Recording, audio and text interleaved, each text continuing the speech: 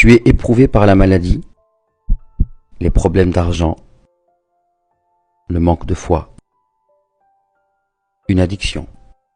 Tu n'arrives pas à te marier, à avoir des enfants ou à trouver un travail. Tu es éprouvé par ta belle-mère, ton conjoint ou ta conjointe, un proche. Le désespoir te gagne, tu te sens à bout de force. Pourtant, tu as invoqué Allah, et toujours rien. Tu en as gros sur le cœur. Tu te sens bien seul dans cette vie.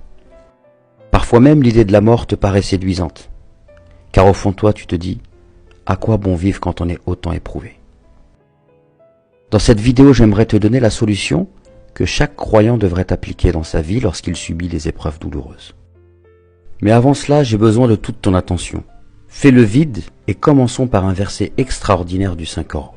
Ce verset nous dit: pensez-vous entrer au paradis alors que vous n'avez pas encore subi des épreuves semblables à celles que subirent ceux qui vécurent avant vous? Misère et maladie les avaient touchés, et ils furent secoués jusqu'à ce que le messager, et avec lui ceux qui avaient cru, se fussent écriés: quand viendra le secours de Dieu?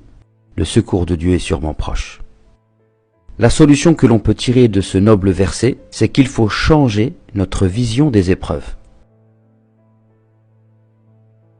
Écoute ce qui suit, car je vais t'expliquer concrètement comment y parvenir en tirant les leçons de ce magnifique verset. Premièrement, si tu es éprouvé, sache que tout le monde est éprouvé, et qu'il y a des gens qui le sont bien plus que nous. Et pourtant, ces gens-là réagissent bien mieux que nous pouvons le faire. Pour avoir une bonne réaction face aux épreuves de la vie, il faut se rappeler que cela fait partie du contrat que l'on signe lorsque l'on est croyant. Plus tu es croyant, et plus tu seras éprouvé. Tu peux être éprouvé par la pauvreté comme par la richesse, par la maladie comme par la pleine santé. En fait, pour le croyant, la vie est une épreuve. Donc ce qui t'arrive est normal. Le repos et la vie sans tracas, c'est au paradis. Et c'est pour cela que nous œuvrons. Deuxièmement, tu ne peux pas éviter les épreuves qu'Allah t'a destinées. Par contre, tu peux les recevoir avec un cœur rempli de confiance et de certitude en Allah.